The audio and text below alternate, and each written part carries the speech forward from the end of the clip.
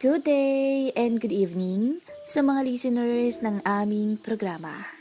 Pakinggan po muna natin ang part 1 ng storying ibabahagi namin sa inyo.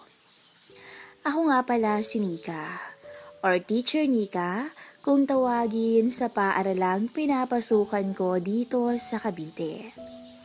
Sa edad na 22 ay nakatapos agad ako ng elementary teacher course at pasado na din ako sa board exam at nagtuturo na ako sa munting pampublikong paaralan malapit sa tinutuluyan ko. Nakabukod na ako sa aking magulang at talagang namumuhay na ng mag-isa sapagkat gusto kong maging independent sa pamumuhay. Umiikot lang ang buhay ko sa pagtuturo sa mga bata at bahay lamang pag weekends. Minsan, nauwi ako sa amin pero nagbago ang buhay ko sa isang bagay na kakaiba at bubuhay sa mas masayang pamumuhay na meron ako.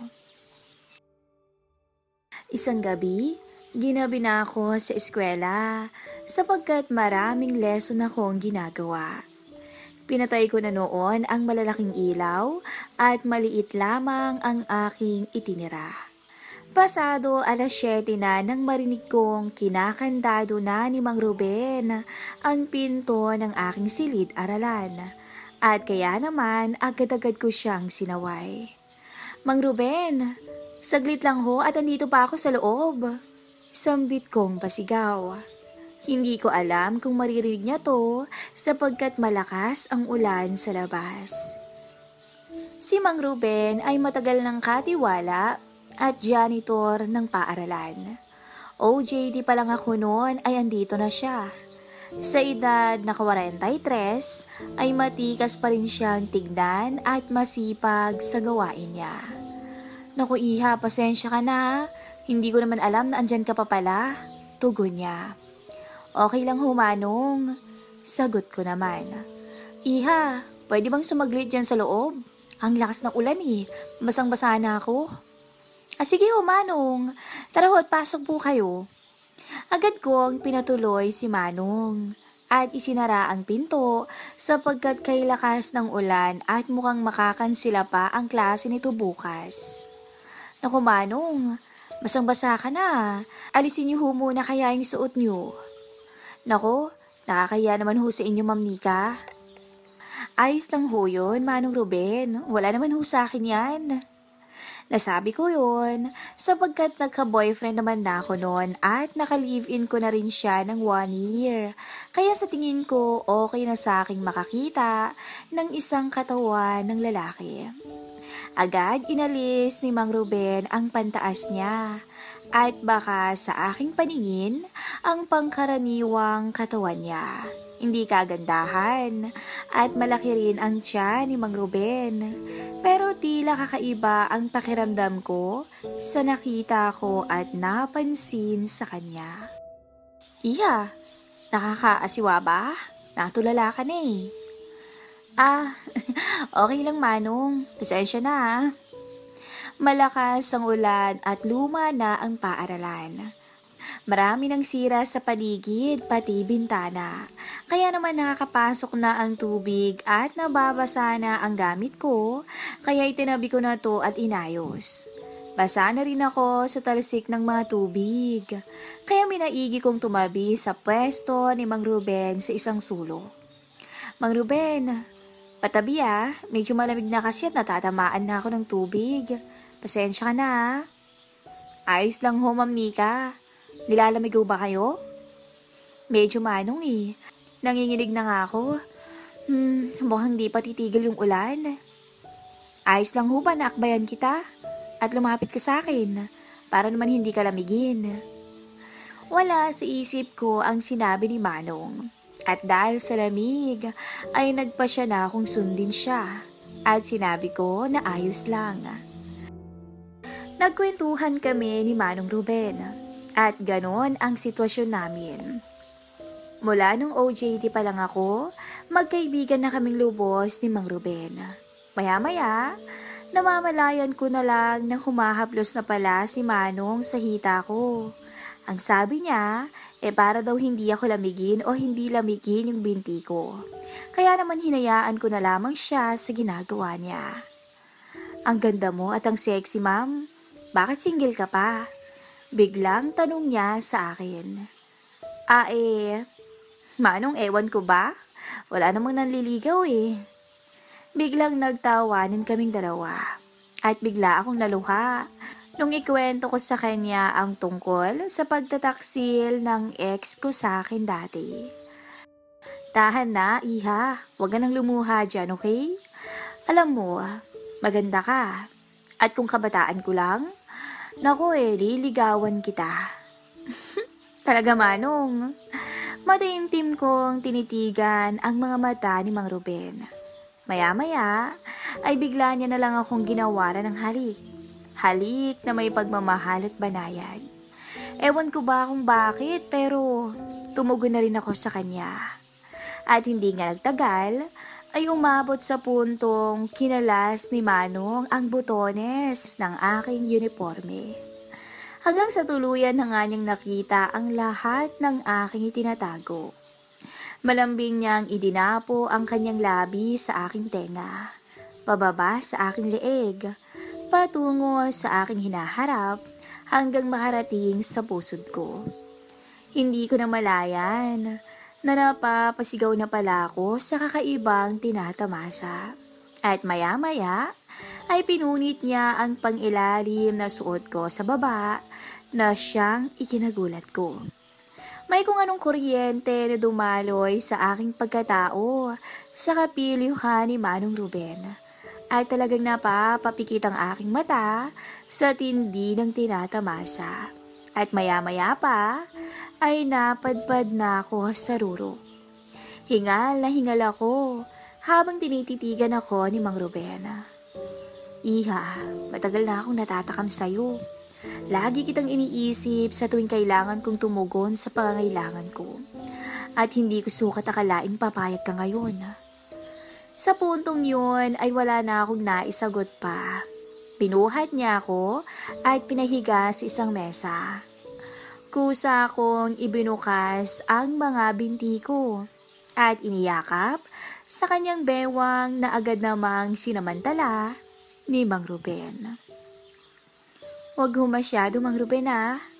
Ang sabi ko sa kanya na medyo kinakabahan at natatakot dahil sa nasulyapan ko kung ano ang meron siya. Halos mawala ako sa katinuan nang maramdaman ko ang pag-iisa namin ni Mang Ruben na isang janitor sa paaralang yun. Halos yakapin ko siya ng mahigpit at buong-buo kong ibinigay ang aking sarili hanggang sa tuluyang humupa ang sabik at gigil namin sa isa't isa. Grabe ka, Mang Ruben. Muntik mo nang masira tong mesa ng eskwelahan, no? Pabiro kong sabi habang hinihingal pa rin. Pasensya ka na, iha. Sobrang ganda mo kasi kaya nanggigigil ako sa'yo eh. Napangiti ako sa sinabi niya at sabay kaming nag-ayos ng sarili. Maya-maya ay humina na ang ulan, ngunit basa pa rin ang aming mga damit. Nagdesisyon kaming kainin muna ang stock kong pagkain sa room. Oo, nagdadala ako ng extra snack kasi nag-OT ako always. Baha pa sa labas at muli na namang lumalakas ang ulan. Pagkatapos namin kumain, ay muli na naman akong nakuha ni Mang Ruben. Nakadalawa pa si Mang Ruben sa akin hanggang sa tuluyan na siyang nakontento. Palakas pa ng palakas ang ulan nang makaramdam na kami ng antok ni Mang Ruben. Habang nakahiga ay magkayakap kami at sinasabi niyang sana ay sa kanya na lamang daw ako. Hindi ako nakatugon sa sagot niya sa pagod at naidlip na ako. Kinabukasan ay mukhang magtatagal pa kami sa silid-aralan na to. Malakas pa rin ang ulan at mukhang aakyat pa ang tubig dito sa classroom. Tinignan ko ang relos at nakita kong pasado 7:00 na. Unti-unting bumalik sa akin ang nangyari at kung anong langit ang natamasa ko kagabi. Wala na si Mang Ruben sa aking tabi at hindi ko alam kung nasaan siya. Nakasarado lamang ang pinto, ngunit hindi ito nakalak sa tansya ko. Baka lumabas lamang siya. Nag-ayos na ako at nagulat ako nang magising akong nakaibabaw na lahat ng damit niya sa akin para ako ay hindi lamigin. May kumurot sa aking puso. Malakas ang ulan, kaya nagbukas muna ako ng FB sa CP ko para makibalita sa ibang guro. At gaya nga ng sinabi ko, suspendido na ang klase para sa araw na to dahil sa naglandfall na ang bagyo. Maya-maya pa ay dumating si Mang Ruben at nakakapote siya. Iha, halika't kumain ka na muna. Umorder ako ng mami at umuwi sa amin para may pera ako pambili. Ang wika ni Manong. Salamat ho, Mang Ruben. Kumain na nga kaming dalawa na tila normal lamang ang lahat. Nagkukwentuhan kami ni Mang Ruben patungkol sa lakas ng ulan. Eto iha, may dala din akong extra damit, kaso panlalaki to eh. Para lamang hindi ka magkasakit at sana ay magkasya sa'yo. Nakoy, salamat Manong nakakahiya naman. Huwag ka nang mahiya iha. Basta salamat ko na lang yan sa pagtanggap mo sa akin. Sabay sinunggaban niya akong bigla ng mabilis sa labi. Banayad na parang may pagmamahal. Matapos kong magbihis, ay nagtungo na kami palabas at inalalayan niya pa ako. Maya-maya ay pumara kami ng tricycle. Ma'am Nika, sabayan na ho kita sa pag-uwi. Nagulat ako nang bigla din siyang pumasok sa loob pagkatapos ilagay ang bag ko. Hindi na ako nakapalag at umakbay na siya sa akin na para kaming magkasintahan. Pasensya na Ma'am Nika, baka lamigin ka kasi at ang bigat pala nitong dala mong bag. Hindi na ako nakapalagpas sa pagmamalasakit ni Mang Ruben sa akin.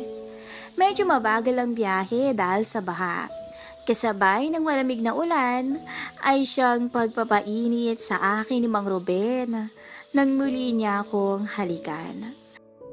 Nagulat na lamang ako nang biglang huminto na ang sasakyan at sinabi ng driver na nasa tapat na kami ng apartment ko. Bumaba na kami ni Mang Ruben. Malakas pa rin ang ulan kaya ang sabi niya ay sasamahan niya na ako hanggang sa apartment. Salamat ho Mang Ruben at hinatid niyo pa ako dito. Okay na po ako. Sige na iha, baka madulas at papano ka pa eh. Tara na. Bigla akong namula dahil sa pagiging maginoo ni Mang Ruben at hindi ko naman yon pinahalata sa kanya. Nakaakyat na kami sa second floor ng apartment na tinutuluyan ko. Maliit lang ang inuupahan ko na may maliit na sala at kusina pero katamtaman ang laki ng kwarto na tanaw agad pagbungad sa pintuan. Salamat ho Mang Ruben. O sige iha, paano mauna na ako Baka sa mukha ni Mang Ruben na parang malungkot siya. Kaya naman naisipan ko na patuloyin muna siya. Tara ho muna dito, magpatayo muna kayo sa loob. Ang wika ko sa kanya. Agad namang sumang-ayon si Mang Ruben. Inayos ko ang gamit ko sa kwarto. Saglit lang Manong magpapalit lang ako ng suot. Pagpasok ko pa lang sa kwarto, nagulat ako nang sumunod na pala siya at tinulak ako bigla sa kama. Sensya na iha. Hindi ko na mapigilan Kanina pa talaga ako uhaw sa'yo. Bigla siyang dumagan at sinuyo ang aking labi. Gumanti na rin ako tapos ay huminto siya at tumitig sa akin. Ang swerte ko kasi pumayag ka ulit, Ma'am Nika. Matagal na kitang, ano ba tawag doon? Crush? Sabay inangat niya ang t-shirt na suot ko. Ako naman ay parang kinikilig dahil para siyang torpeng mahilig kung magtapat ng nararamdaman. At maya-maya pa ay unti-unti nang naglaho ang suot naming dalawa. Manong, Hindi ka pa rin ba nagsasawa sa akin? Oo, iha. Hindi ako magsasawa sa'yo. Lagi kitang pasasayahin. Ang sabi niya. Sige na nga, Mang Ruben. Sayong-sayo lang ako ngayon. Hindi ko na alintana ang sinasabi ko sa sabik na nadarama. At sa puntong yon, muli kong binigay ang sarili ko kay Mang Ruben. Napapapikit na lamang ako sa panggigigil niya sa akin. Nakakagigil ka talaga, Ma'am Nika. Ang ganda-ganda mo. Sana magkaroon ako ng asawang katulad mo. Nag-blush na naman ako at tila kinilig sa tinuran ni Manong Ruben na hindi pinaramdam sa akin ng dati kong boyfriend. Halos mabaliw ako kay Mang Ruben sa kakaibang pinaparanas niya sa akin. Namumungay kong tinititigan ang mata ng janitor ng eskwelahan namin. Pananagutan kita, Ma'am Nika. Ano man ang mabuo. Sabay halik niya sa akin sa noo. Tila kakaiba ang pakiramdam na to. Hindi ko mawari kung kinikilig ba ako. Maya-maya ay nag-ayos na rin kami at sabay pa kaming naligo sa banyo. Pagkatapos noon, ay nagtungo na ako sa kusina para maghain ng pananghalian. Habang nakain kami, nagkwento siya sa kanyang namayapang asawa na maagang namatay kasama ang kanyang anak. Sa sunog ito namatay. At nung panahong yun, ay sa Maynila pa siya nakadestino nung mangyari. Kaya naman labis ako na nalungkot sa kanyang istorya. Labis talaga ang paghanga ko sa'yo nung intern ka nun. Ikaw ang pinakamaganda at sexy sa mga kasamahan mo, iha. Tugon niya sa akin at ako naman ay nasisihang nakikita na masaya siya sa paghahayag ng paghanga. Pagkatapos kong maghugas, ay tila walang kapuguran si Mang Ruben. At muli niya na naman akong dinala sa kama. Pero sinabi ko sa kanya na mag-iingat siya dahil hindi pa talaga ako handang mabuntis. Paulit-ulit niyang sinasabi sa akin na pananagutan niya ako kapag may nangyari.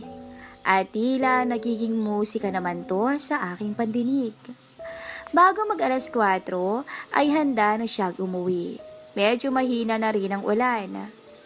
Nagulat na lang ako nang bigla niyang kinuha ang cellphone ko at sinabing, "Selfie tayo, baby?"